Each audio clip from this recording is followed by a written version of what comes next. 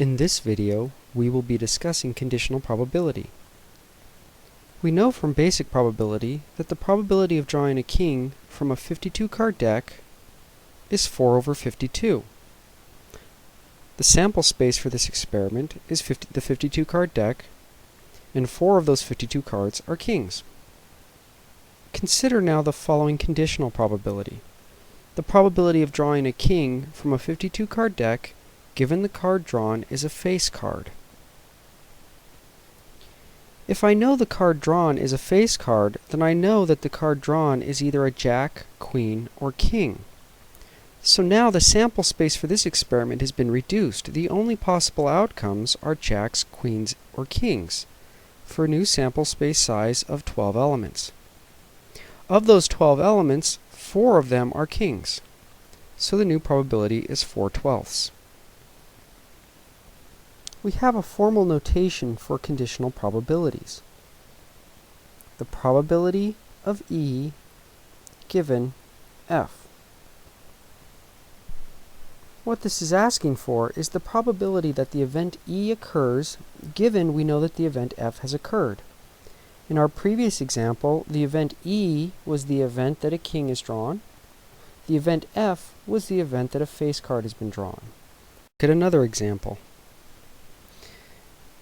Consider the experiment of rolling a 6-sided die. The sample space for this experiment is a set containing the elements 1, 2, 3, 4, 5, and 6. And let's let E be the event of rolling 1, 2, or 3. And let's let F be the event of rolling an odd number. And what we'd like to figure out is what's the probability of E given F. Now, we want to know the probability that we've drawn a 1, a 2, or a 3 given we know we've either drawn a 1, a 3, or a 5. If we use the same logic that we used before, let's first look at the size of our sample space. For this experiment, the sample space is reduced to 3 elements, a 1, a 3, or a 5. Of those 3 elements, 2 of them fit the description of our event, 1, 2, or 3. So the probability would be 2/3. We'd like a formal way to be able to figure this out without having to go through these logical steps every time. And if you think about what we've done, you could come up with the following formula. The probability of E given F is found by, let's first consider what our new sample space is. New sample space is the number of elements in F. Now we have to ask ourselves, what did we count for the event? We counted up the number of elements that were in E and in F. Because we only count the number of elements in our event that are still possible given the new sample space. Like we did before, we can convert a formula using the cardinal numbers of sets into a formula concerning the probabilities. Consider, for example, the number in E intersect F divided by the number in F. If we multiply this by 1 in the form of 1 over the number in the sample space divided by 1 over the number in the sample space, we convert this to the formula, the probability of E intersect F divided by the probability of F. When we have our sets written out explicitly as we did with the rolling of the 6-sided die example, using the cardinal number formula is often the most convenient. But in many instances, we don't actually know the sets, we only know probability information, in which case using the probability formula is more convenient. Consider the following example. Let T be the event that a student passes a test, and let R be the event that the student reviewed for the test. And suppose that the probability of T is 0.6, probability of R is 0.5, and the probability of T and R is 0.45. Then first, let's ask ourselves, what's the probability that somebody passes the test given they reviewed for it? According to our formula, this can be found by taking the probability that they passed the test and reviewed divided by the probability that they reviewed, which is 0.45 divided by 0.5, which equals 0.9. So a 90% chance of passing the test.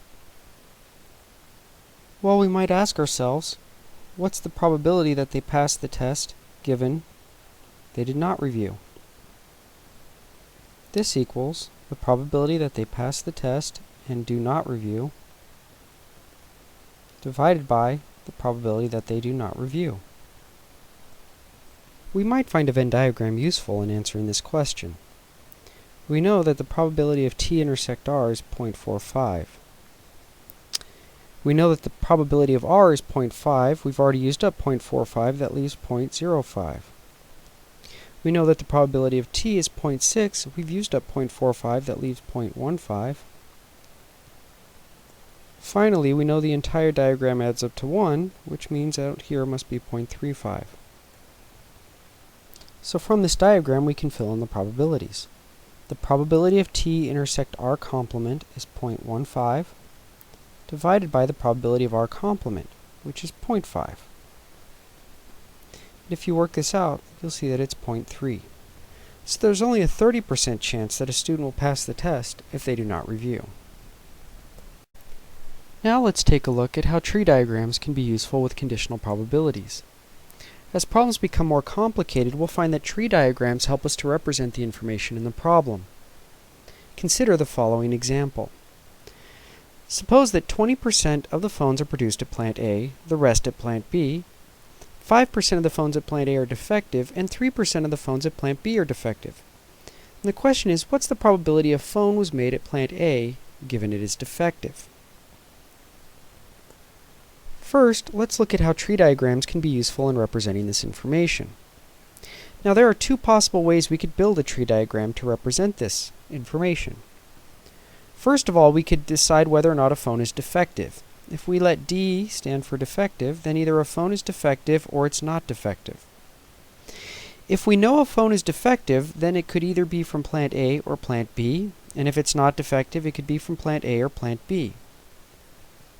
Another way we could have built the tree diagram is to start by saying either the phone comes from plant A or plant B, and then either the phone is defective or it's not defective from either plant. Now what we'll do is on the branches connecting one node to another, we'll place the probability of going from one node to the next.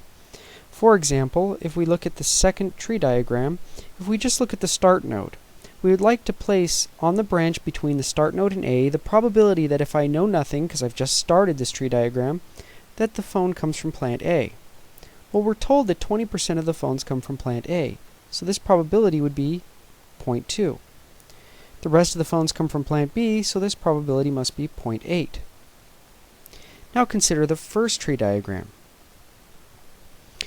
If I want to go from the start node to node D, which is a defective phone, the question is, what's the probability that if I know nothing about a phone, that it's defective? Well, it turns out I don't know that information. In fact, let's take a moment to write down, using our set notation, the information that was given in the problem. We're told that the probability that a phone is from plant A is 0.2. That implies that the probability that a phone comes from plant B is 0.8. We're told that the probability that a phone is defective given it comes from plant A is 0.05.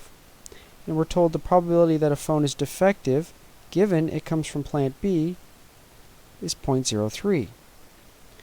So for our first tree diagram, if I know that I'm starting with no information, I can't tell you the probability of having a defective phone from the given information. Not without some work, at least. So, this is not the tree diagram we want to use. Now, if we go to the second tree diagram, let's look at the branch connecting node A to node D. If I know that the phone comes from plant A, so that's my given information, then I know the probability it's defective is 0.05. Likewise, if I know that there's a 5% chance it's defective, then there must be a 95% chance it's not defective. For plant B, if I know that the phone comes from plant B, then there is a 3% chance it's defective, which means there is a 97% chance it is not defective. Notice that if you're at a specific node, all of the branches leaving the node add up to 1. Every path through this tree diagram represents a probability. For example, this first path represents the probability of A and D. And the way to find that probability is to multiply all of the branches along the path. 0.2 times 0.05, which equals 0.01. I can do the same for all of the paths and multiply out the probabilities.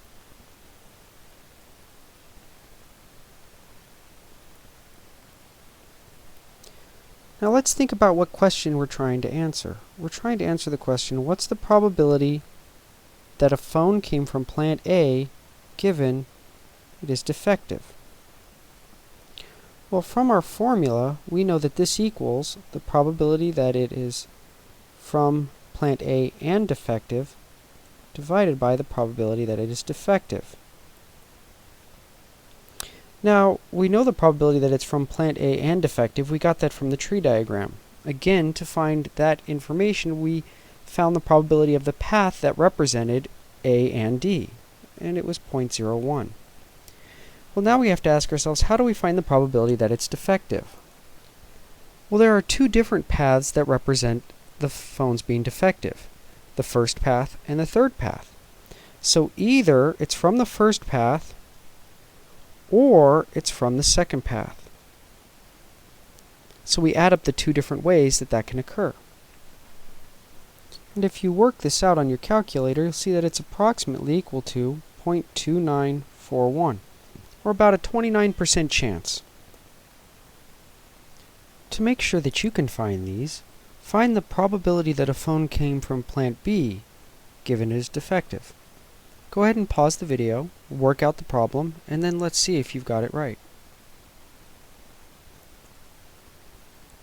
From our formula, we know this is the probability of B intersect D divided by the probability of D.